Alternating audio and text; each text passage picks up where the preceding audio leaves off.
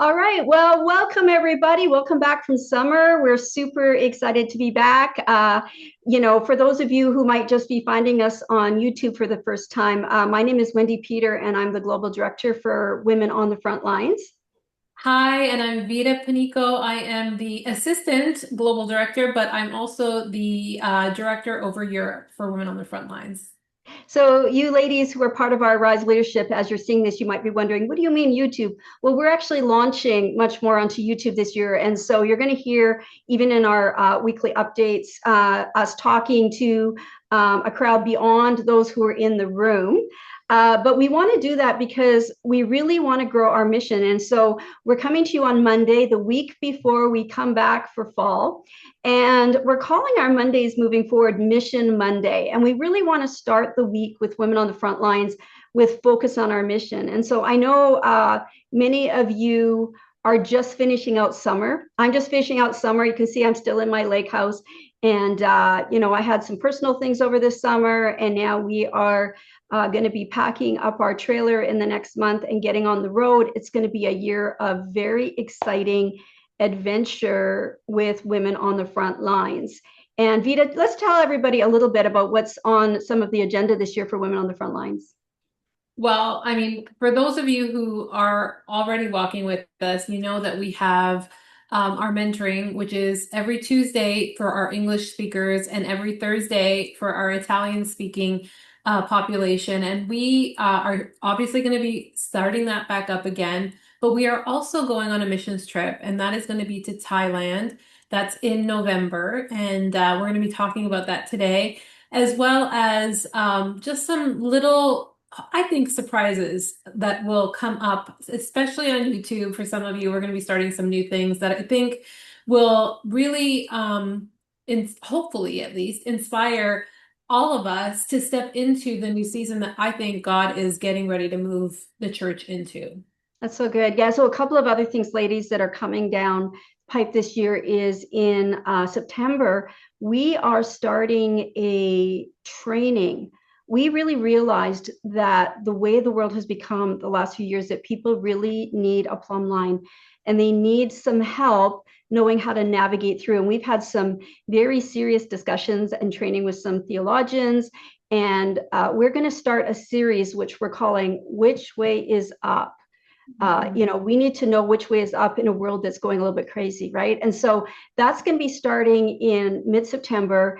And this is going to be turned into a training that we can use to launch Arise and Build groups later in the year. We'll talk about that a little bit. As well, we'll be having our Arise partner retreats in various parts of the country this year, which are going to be smaller group retreats where you can really get some one-on-one help. So that's all stuff that's coming up, and we'll talk about it a bit more. But today we really want to talk about the Thailand mission trip. So you'll notice that a couple of weeks ago, a flyer came out letting you know about the mission trip. And if you didn't hear about it yet, there'll be a flyer attached to this that you can get some information off of. Now, I do understand, and I didn't know this when we booked it, that the mission trip actually falls over American Thanksgiving. And I know that that is an unbelievably sacred holiday in the US because you guys have to have like sweet potato and marshmallow pie and things like that. And we don't want you to miss out on that. And so I know that not everybody can go this year. But we want to talk about the fact that when God gives an assignment, he actually gives an assignment for us to accomplish the task. So, what is the task? And the task for us is to bring light into the darkness. We want to come into Bangkok, Thailand, and help to bring a change, an improvement, an upgrade to the facility that is there and to the programs that are there. Now, both Vita and I have been to Asia and been on the streets, both in Bangkok and Cambodia, working with the women there. Vita, what really impacted your heart being there that you would want women to know in terms of getting engaged with this project? You know, I'll say it this way, Wendy, because this just popped into my heart as you were speaking. You know, in a lot of ways, many of us in our regular, everyday, first world way can feel trapped in a cycle of doing things over and over and over again, never feeling like we're getting off the hamster wheel. but we really don't know what it's like to actually be trapped, to be imprisoned, and to be tied into a situation that is pure evil, pure hell, and with no way out, and with no rescue, and with nobody that you can trust, that you can actually know for sure that they have your back, because these women have been lied to over and over and over again, and not through any fault of their own. Many of them find themselves in a situation where they are literally slaves. You Mhm. know, sometimes we can feel like slaves at our own jobs and things like that. We can create a sort of slavery in the lives that we build for ourselves, but it's not the same. This is something where there's no plug to pull Mhm. unless somebody reaches out a hand to help you out. And so it's heartbreaking to see what we see when we go to these places, but it's more heartbreaking to know how many of us could do just a small thing and it would make an enormous difference. And if all of us band together, like we can make the change that we want to see in the world. We can be the change. So, That's so no, that's powerful, Vida. cliche, but Yeah, that's so powerful. You know, when we were in Asia the last time, there's these little sort of vignettes that are frozen in my mind. You know how you have like one of those glass paperweights that you can shake and it's a snowball, but there's a little scene that's frozen in it. And I have these certain scenes that are frozen in my mind. yeah, And one of them was going to the safe house in Thailand where literally girls who were tricked. They were tricked. Imagine being asked to apply for a job and you think you're going to go somewhere to be a nanny. And then you get tricked and you get locked in a room and you have to scam people over the phone, or you're locked in a room and you have to service men sometimes 10, 20, 30 times a day. We can't even imagine. And I just meeting the girls and how broken they were by what had happened to them was just like something that I'll never forget. And let's talk about finances for a moment because, you know, people actually go to Thailand to retire because you can retire well there for just several $100s a month. People can live off of that there. So, on the one hand, that's amazing, but think about what we can do. Okay, let's think about what we can do to make mhm, a difference there.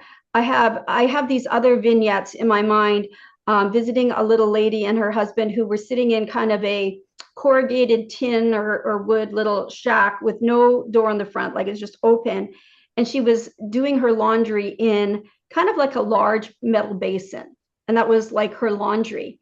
And she was finding joy in just visiting with me. And I was looking there and I was like, oh boy, we are so blessed in North America. And, you know, how did we get that? We were just fortunate yeah. by God's plan to be born here.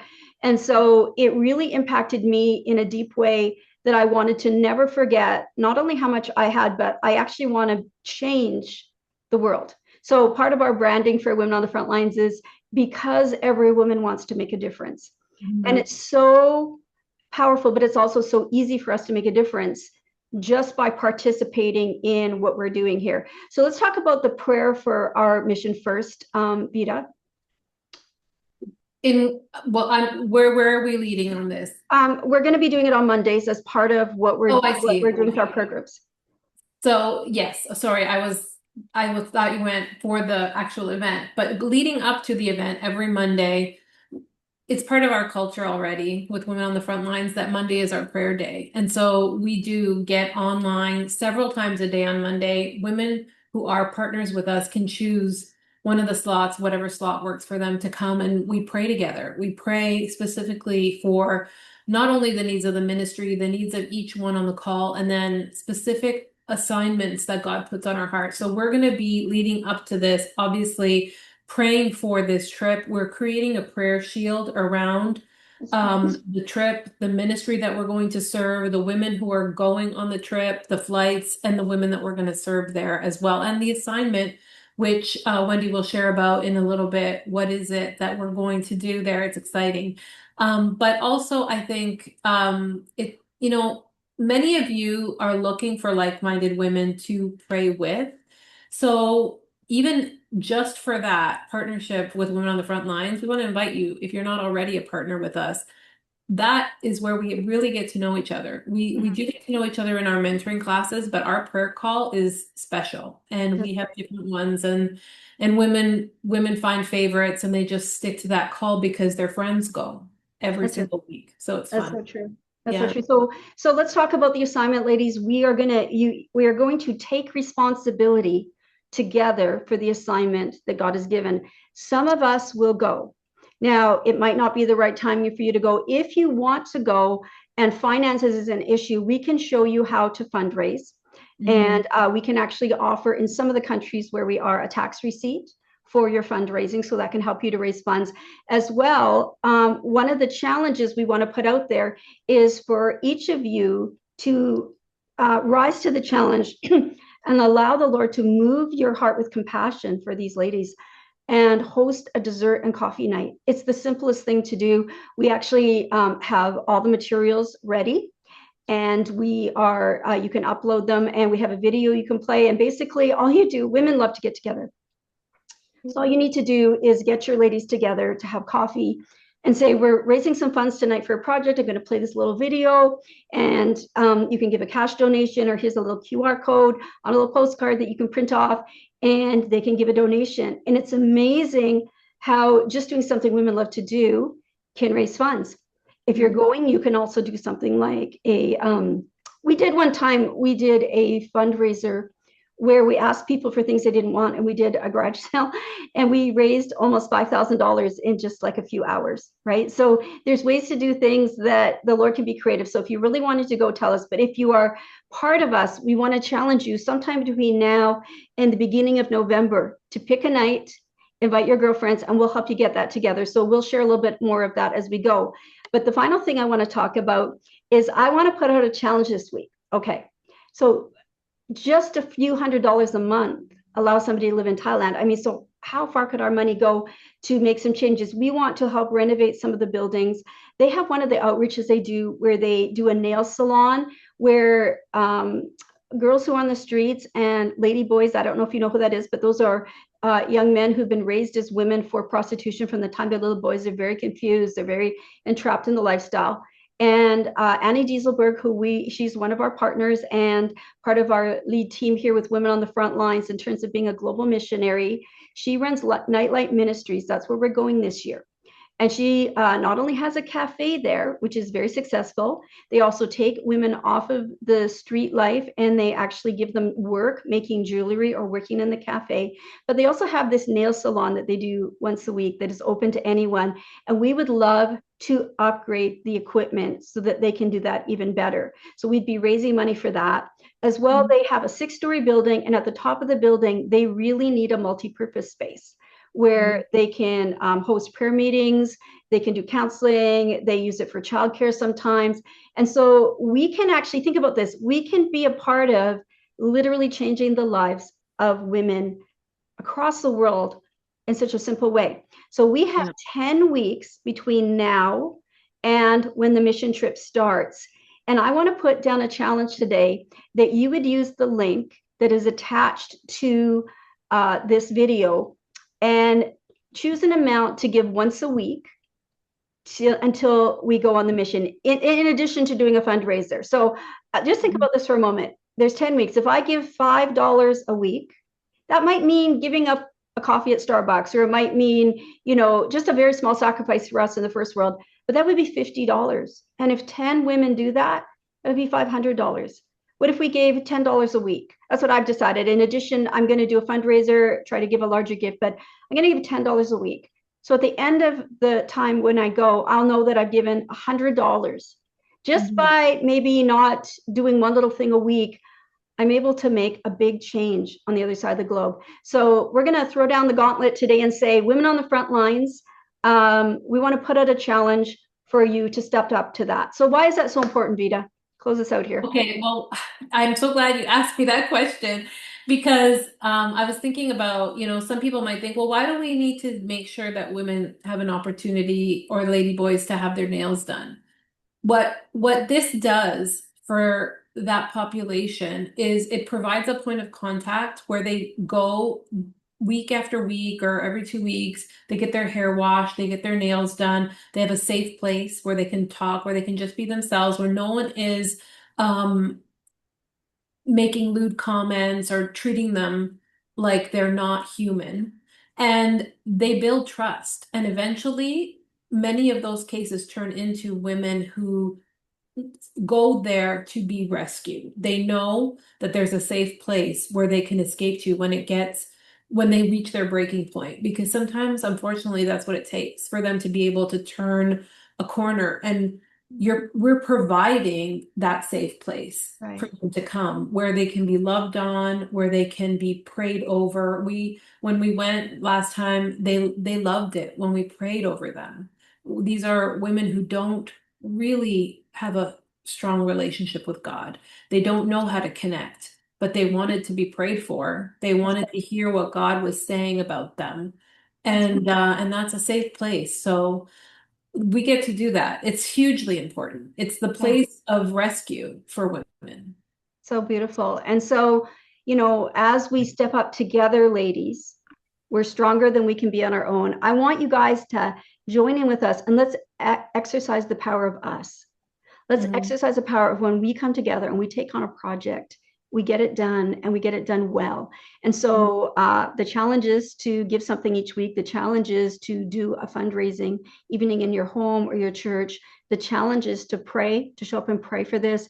And the challenge for some of us is to go. And then as we're on the trip, for those of us who are there, I'm going to be, in fact, going a week early because I've been asked, which is a huge honor, to train all of their staff in Mhm. our identity training that we do with women on the front lines. So just to think about that for a moment, in 1997, when James Gall was starting Women on the Front Lines, and I was up in Canada, and God gave me this idea and this download for an identity training for women, who would know 97, 30 years later, that that training would go around the globe to a place in the middle of the darkness at the gate of hell, pretty much, right? Where the worst of the Yeah. worst is happening, and that training would change the lives of the staff there so they can change the lives of the women there.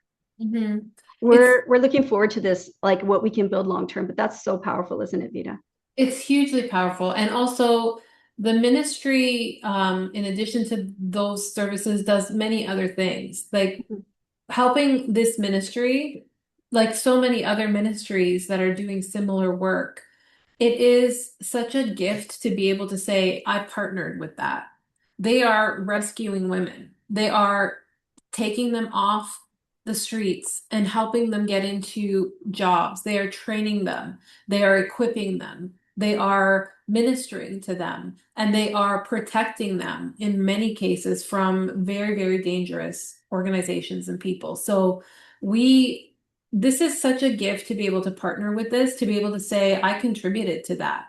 I'm a part of what God is wanting to do there because there's we want to go in, like Wendy said at the very beginning of this, like a light into the darkness. That's right. And sometimes, as North American women, I can talk about myself. I walked into that situation and seeing some of the things that I saw, just simply walking on the street, just walking on the street. Um, how do I say this without, losing my salvation? I wanted to there's something that comes up on the inside of you that I believe is a holy anger against what the devil wants to do to hold women back. And we don't know who those women are, but God does. And they have a plan and they have a purpose and they have a destiny and there's an assignment on their life. And the ones that we rescue get to go on and complete their assignment. And so I want to partner with that. I want to be All a part right. of that.